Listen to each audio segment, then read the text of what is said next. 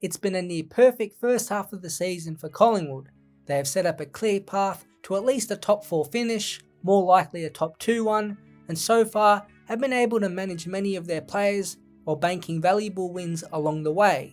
The Pies were polarising coming into 2025, with some thinking their age and experience would be a big advantage, while others believing it could be their downfall if injuries, which are always inevitable, come in a big group.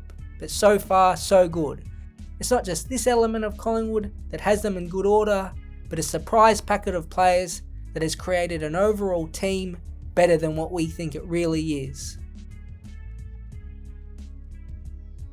So let's start with the thing Collingwood do so much better than everyone else: punish you off turnover and defend off turnover.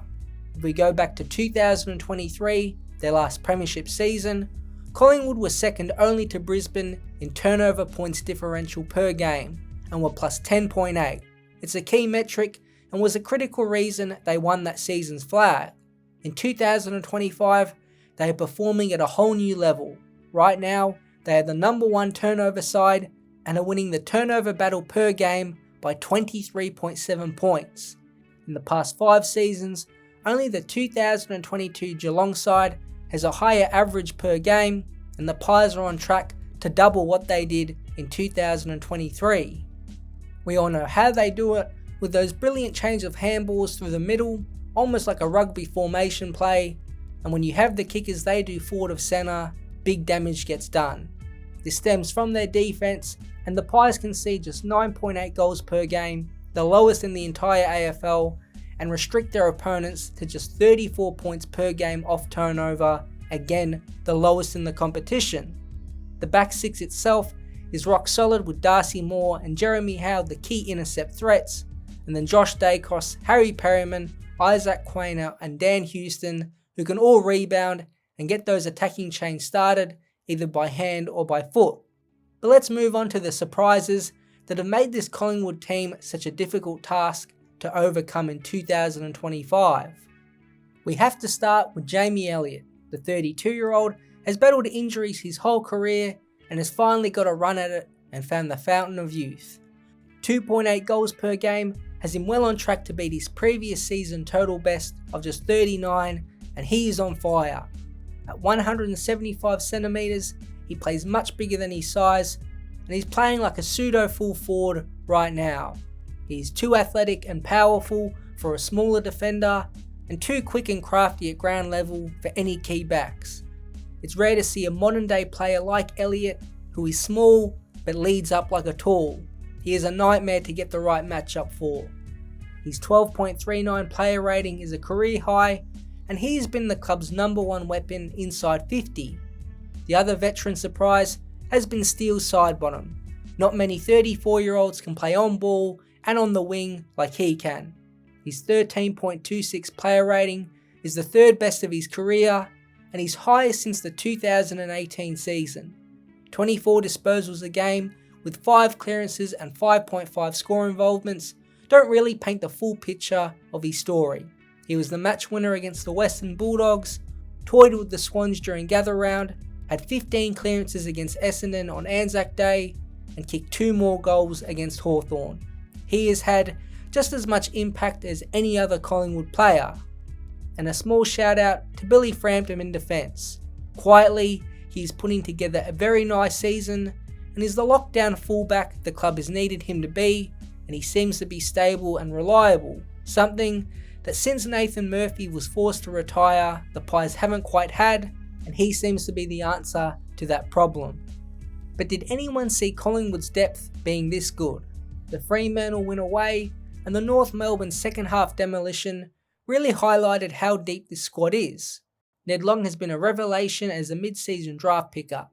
He's essentially replaced Tom Mitchell as the pure ball winner, and he is an inside beast. An 11.28 player rating is a touch below the elite range, and watching him weekly, it's no surprise. He feeds the ball out to the runners, and he has found a nice role for himself.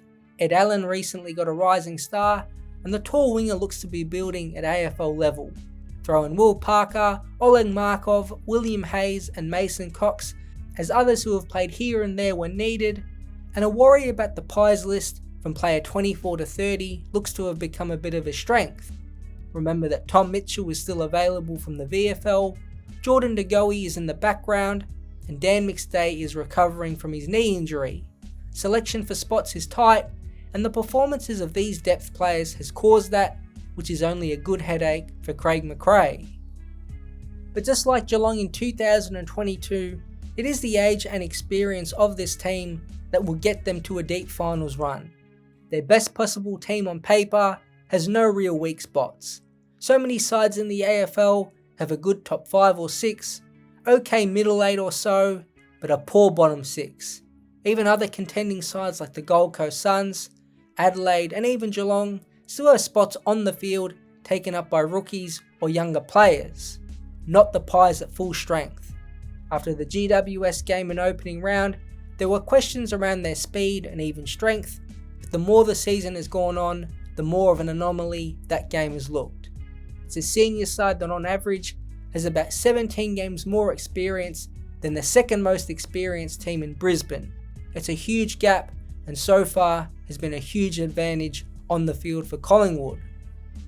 And a final point on why the Pies are even better than we think is where they play. Who plays the MCG better than them? With another 6 games at the home of footy before finals, it's the perfect run to prepare for those big finals games. The width of the stadium is perfect for their wave running attacks, and they fill the corridor up on defence so quickly and are so organised. Under McRae, they have found a great formula that fits their home venue, and with most of their travel out of the way in the first half of the season, it should be smooth sailing from here on out. With the bye up next, it gives another week of break to some of those veterans. They have been managed well so far, both Sidebottom and Pendlebury to name 2, who have been subbed or used as the sub, and that in itself is a great mechanism to rest players. It's scary to think that this already powerful team could welcome back Jordan De Goey, who in all of their finals runs in the past has played a monumental role. It sounds silly to say, but if he can even get 70% fit, it's just a bonus for this current team. They don't rely on stars, but on system, and no other AFL team has adapted the way the Pies have to the way the modern game is going. The contest is always important, but the outside run and carry off of turnover has really increased in importance. They have plenty of that, and have a team full of highly skilled players that can execute forward of centre. Right now, this is an extremely well coached team full of very good players down to man 23, and they are fully in sync.